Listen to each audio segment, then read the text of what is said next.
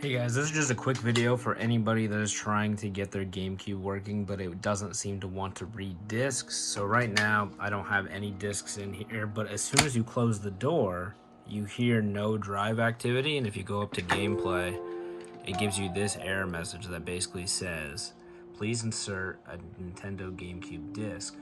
So basically, there's a couple things this could be. Mainly, the one thing it's going to be is the door switch on the GameCube. So inside of the GameCube, whenever this lever comes down at the very back, I know it's hard to see, there's a little lever back here. And whenever you close that door, basically what happens is it pushes down on two little pins at the very back, and that tells the GameCube that the door is closed, and it'll spin the disc.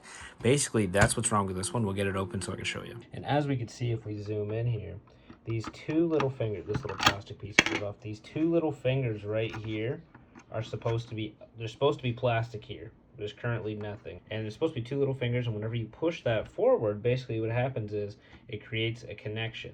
So we're going to fix this with a 2-cent switch. So basically all I've done is remove the screw in the middle and remove this little connector, and this pops right out. So we're here at my little makeshift soldering station, and here is the switch. So basically all we have on the switch is the power connector and the two switches that make the connection. So we flip this over, we can see here exactly how this works. So if you can see at the very top here, pin 3 goes all the way down to pin 3 at the bottom of the switch here, and then pin 2 goes all the way down basically to TP2 and over to the 1 point down to E3. So basically this is just basically two switches. I'm not sure why they made it two switches. It could have been one switch. This is basically just two switches that we're going to wire up as one, and we're going to replace with one switch. So basically what we're going to do here is we're going to remove the solder from this point, this point, this point, and this point. Those are the 4 points on this little board where those switches are connected. We're going to completely remove those switches because we don't need them anymore. They're broken. So you are supposed to use flux whenever you do this, and I don't have any flux currently. My soldering iron is also very dirty. So make sure you use flux. All I'm using right now is a soldering gun and a solder sucker to get this solder up. One down, two down, three down. So now that we got these loose-ish, should be able to pull them off. I'm just gonna bend that pin in just a little bit.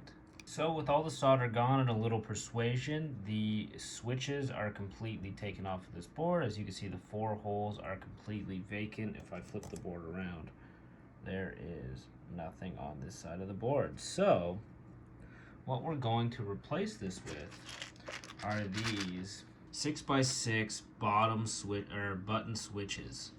So I got these on Amazon for about $10, and you get 200-ish switches of all different sizes and lengths. So we're going to be going with the tallest one, which is the 6x6x13. So if you want to just buy that size, you can. Other sizes might work. I haven't tested them. And it basically just looks like this. It's just a tall ass button. We look at this button.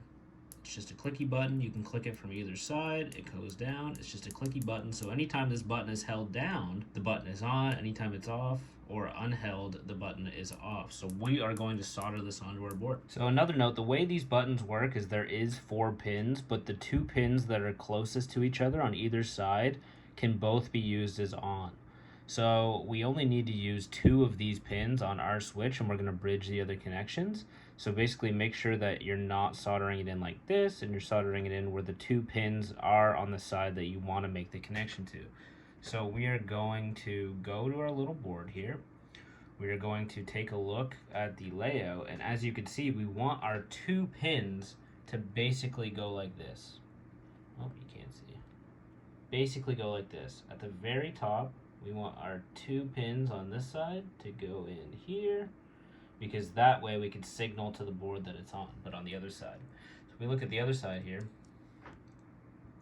what we are going to do is we're basically going to have our switch like this.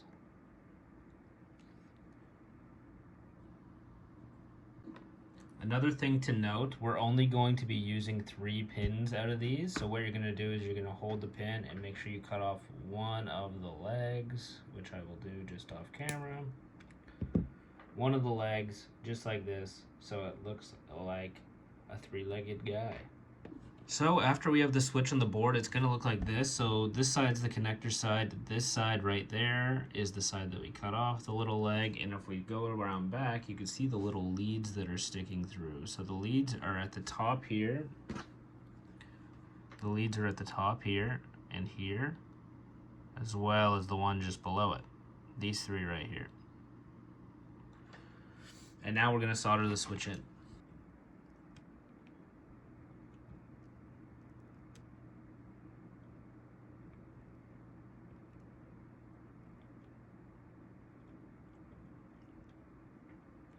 So with our 3 legs soldered, as you can see right here, this top one, this middle one, and this bottom middle one, we basically have to bridge this connection to this one. A little bit of solder to this back pad, just like that. Basically, we're going to take our little wire, this is a 30-aught wire. I'm just going to solder one tip here, solder the other bit here just by burning through the sheathing. Boom. Just like that. So the 2 connections are now bridged. I'm going to chop off the rest of the wire.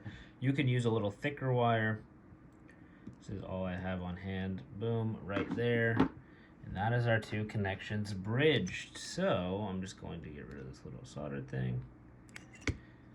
Let's go give it a try. So now that we have our new switch mounted in, we're going to place it back in the assembly like so. I'm gonna get the screw in and then let's try it. With the screw and the plug plugged in, you can see our switches here. It does look a little cockeyed, but again, it's strong, so it's good. It can be clicked from any direction. That's what we want. Let's get it booted up and test it. So we're gonna start it with the lid open. It's gonna do the same thing. It's not gonna boot, but we're gonna close the door and we're gonna listen.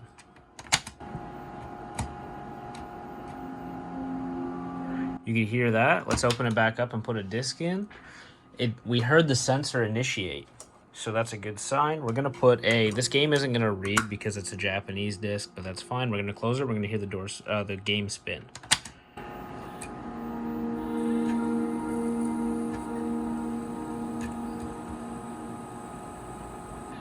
Just like that. So let me get a controller connected. So we're gonna try it one more time with the controller connected. So this is a game that shouldn't read because it's Japanese in a North American console, so we should get a different error message. See, and now it says reading the disc. Cannot be read. So basically that's telling me that the game tried to read it but it can't, meaning we fixed the problem. So here's just a close-up angle of what happens to the switch whenever you close the door. So I'm going to close the door right now. The switch gets activated. As soon as I undo the door, the switch goes back to its normal state. And as you can see there, that little ribbon cable on the right is the laser disc. So we've basically fixed the mechanism. All right, thanks for watching, guys. I hope this really helps you guys. So as you can see, I repair lots of consoles. So this is kind of just like a repair or a fix, considering that those levers are so expensive. So hopefully we can bring your old GameCube back to life. Thanks.